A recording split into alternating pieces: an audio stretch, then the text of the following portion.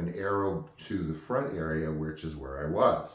Because I barely made it into that gig, I was with my dad. Every once in a while, during that, like 13, not quite hitting the bad year, I would go to these places with my dad. He was always game for anything, really. Always has been from forever, since I was 5, beyond. So yes, we finally made it in that Motels concert in that picture. It was awesome.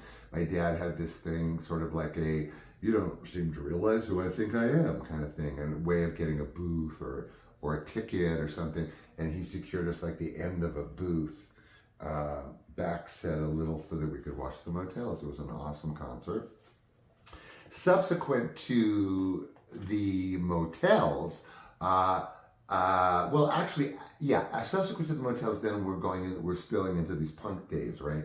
So now I'm going to the Whiskey. I've probably been there 4 times since that little period that we're talking about, this fledgling rock and roll period at the Whiskey A Go-Go, for me, being in and around everything. So now I'm going as a punk rocker. I'm wearing kilts and I'm, you know, torn acrylic shirts and crucifixes and jeans and Doc Martens and whatever. And these were kind of, you know, I didn't get to see the Pretenders. Nina Hagen was there in 80 and 82. I think I missed both. I missed the first one for sure. Second one I was going to go to, but I couldn't get in. That was in 80, I think it was late 81, early 82, if I'm not mistaken. So I missed that one. But actually in and around the Whiskey too was fun. The backside, I knew someone who lived up the hill on Clark, above Whiskey A Go-Go. I'd go there sometimes, once or twice, to party before hitting the Whiskey, and parking wasn't as much of a horror as it is nowadays, or whatever a days, not them a days.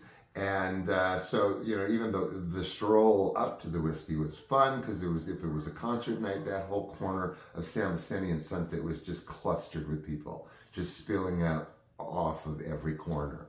And yeah, my first time there, of course, was called a poser by some of the hardcore ones. They looked at my kilt and they said, "Nice dress." It's my puppies. So, when I do remember also parking outside once in a convertible with 3 of my friends, and they turned on the convertible closure thing with a pile of French fries and ketchup that was sitting on it. So as the roof went up, the whole plate of French fries and ketchup went on top of my friend's head. And I won't name that poor friend, but it was half like hysterically funny for all of us and half not funny for her. But oh well, things happen. Okay, so I hope I was true to form tonight. Whiskey A Go-Go, those are my, you know, obviously firsthand memories from the late 70s into the early 80s. Beyond that or outside of that, I don't know the Whiskey A Go-Go.